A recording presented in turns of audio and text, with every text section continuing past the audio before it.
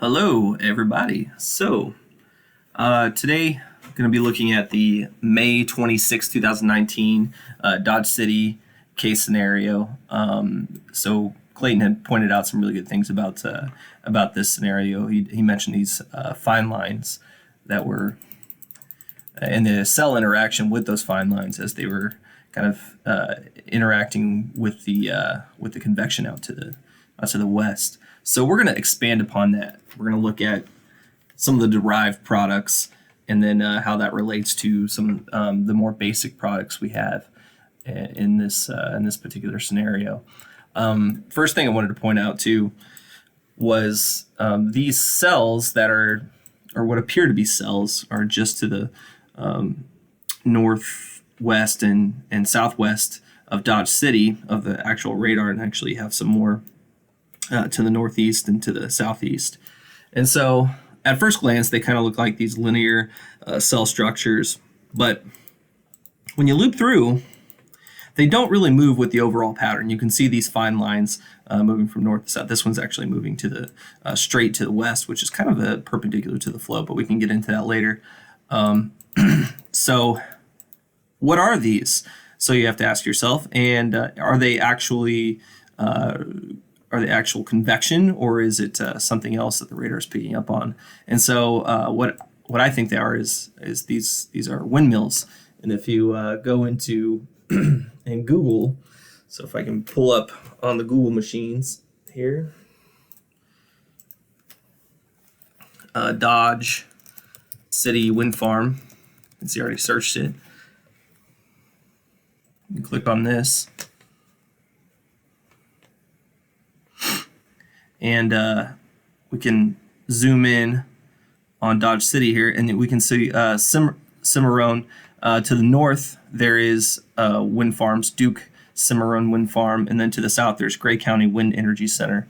So, and then of course, to the north, to the northeast, there's another wind farm. Nothing picking up on the Google machine to the south, but there's wind farms. Oh, here we go, Cimarron Bend. There's another one directly south. So close enough to the radar where the radar beam, the lower level radar beam, can get those pick up those windmills. So that's likely what we're seeing here, as they keep the same structure. They don't move, and there's here's Cimarron, so just to the north, just to the south, and then we pick up that other one to the south, or to the north east. We didn't see one down here, but that doesn't mean there's not one there.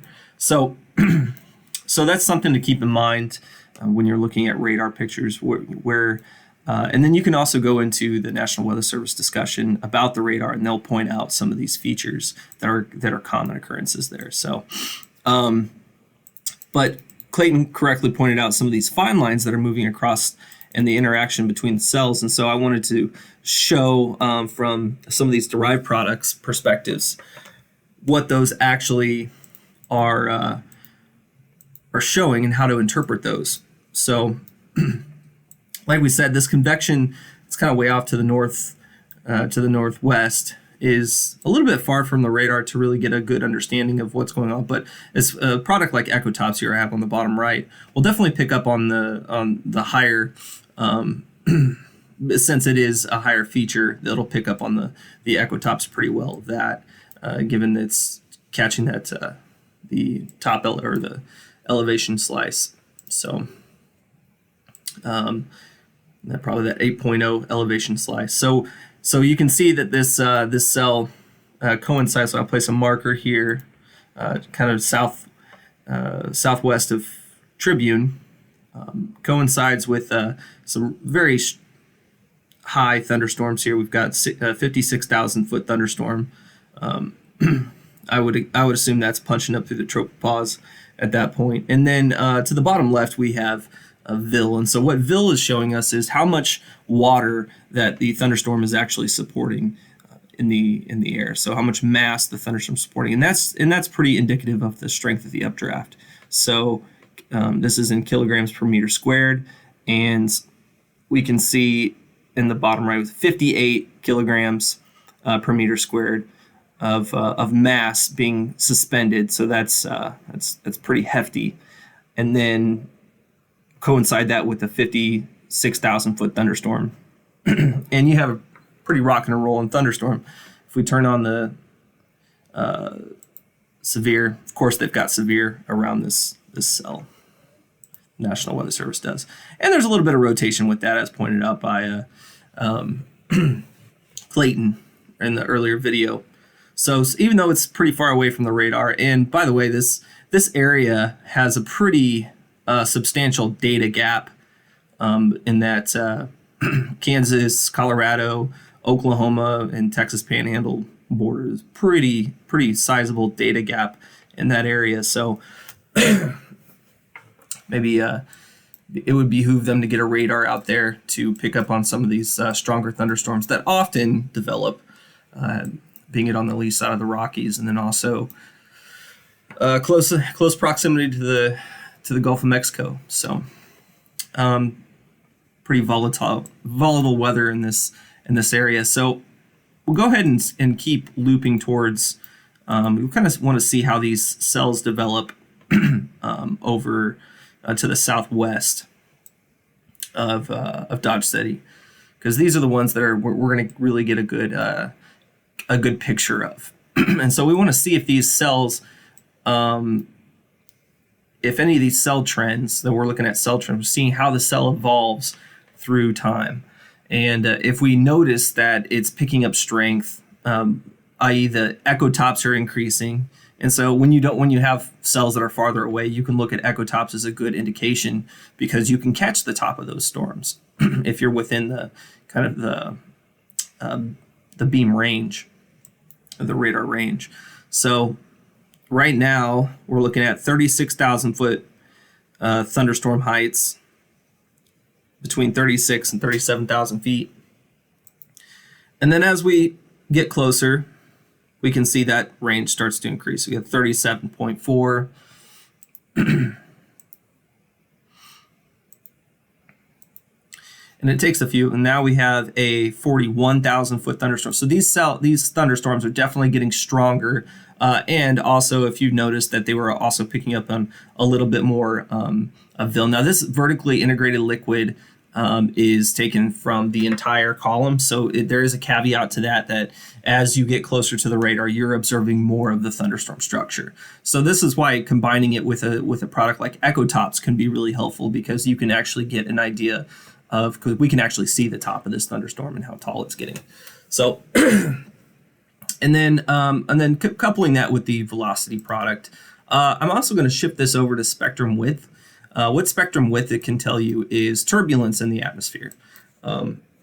So if we are observing pixels, so that the gray, it would be weaker spectrum width, so weaker variations of wind turbulence. With convection, you have an increase in wind turbulence, and so what this can tell you is if you have increased amounts of convection for that area. It can kind of be a precursor to thunderstorm strength if you have an increase in the spectrum width values. So we'll also kind of pay attention to what's going on there. And you can see the cells that are starting to come in range are getting a higher spectrum width values, kind of west of Hugoton and southwest of Moscow.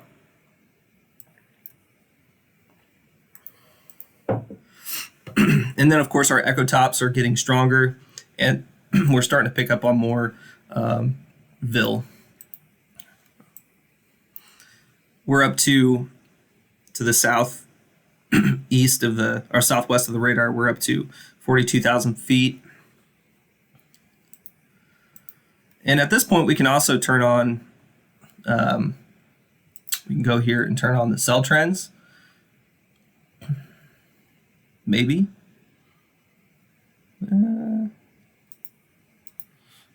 See, storm track here.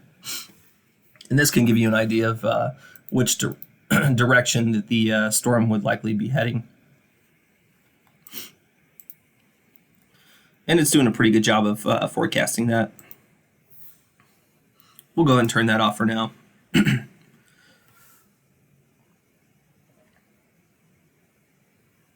Sorry, my allergy has been really bad, so it's hard for me to talk. So we'll remove that storm track. And so you can see there's an increase in the base reflectivities as that cell progresses. Now, also caveat to that, as you get closer to the radar, you're going to pick more of those low-level features. This is why echotops can also be important for comparing to a feature like base reflectivity. And you could also, if you had level 3, you could get a composite reflectivity, which would give you an idea of more of the elevation slices that you are catching with the reflectivity values. But we don't have level 3, so we'll work with the echotop product. You can see that the difference in velocities is starting to increase. Now, it doesn't quite coincide with the main structure.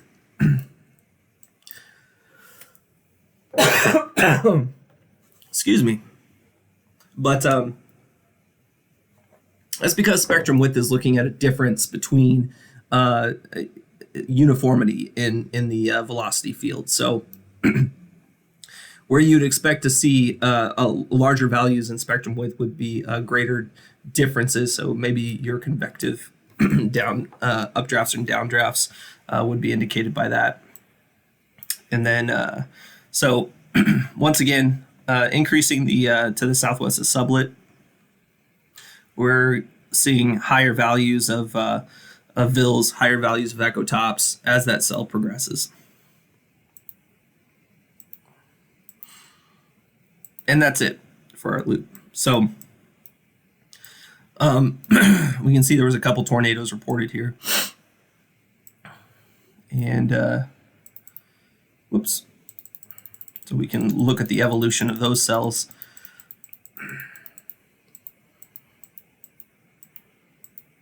As they moved through.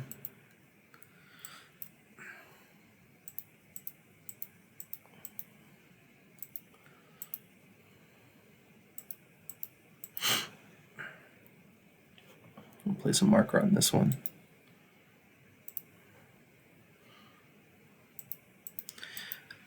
And you can see the increase in the echotops, the VIL, with these stronger storms, and the spectrum width is also increasing around the vicinity of those storms.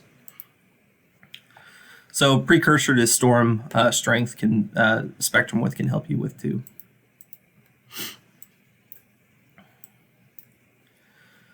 So that's all I got for you today. We could also look at the possibility of severe hail with this, which is kind of just takes the National Weather Service parameters for severe hail, 1-inch hail, and then puts a percentage on it based on some of these derived products. So we could have looked at the estimated hail size. So the mean estimated hail size, or the meth. INROT would give you rotation. I find this is a very, it can be a misleading product if you don't know what you're looking at, and should probably be combined with a velocity product.